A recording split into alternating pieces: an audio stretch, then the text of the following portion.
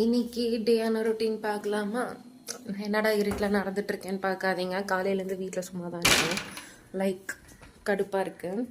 So தலைக்கு எண்ணெய் வச்சு ரொம்ப நாள் ஆச்சு. இனிமேலேருந்து ஹேர் மெயின்டைன் பண்ணலான் இருக்கேன். Hair, skin, so self groom பண்ணலான் இருக்கேன். அதான் நல்லது. நம்மளே கேர் பண்ணிக்க ஆரம்பித்தா தான் நம்ம ஹெல்த்துக்கு நல்லாயிருக்கும். ஸோ செல்ஃப் க்ரூம் பண்ணலான் இருக்கேன். ஸோ இவ்வளோ தான் என்னோடய ஹேரோட லென்த்து. இவ்வளோ முடி கொட்டுது, சொட்டை தான் வரப்போகுது.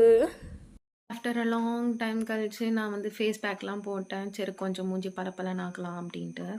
சரி ஓகே. அதுக்கப்புறம் ஃப்ரெஷ்ஷப் ஆகிட்டு ஜிம்முக்கு கிளம்பிட்டேன்.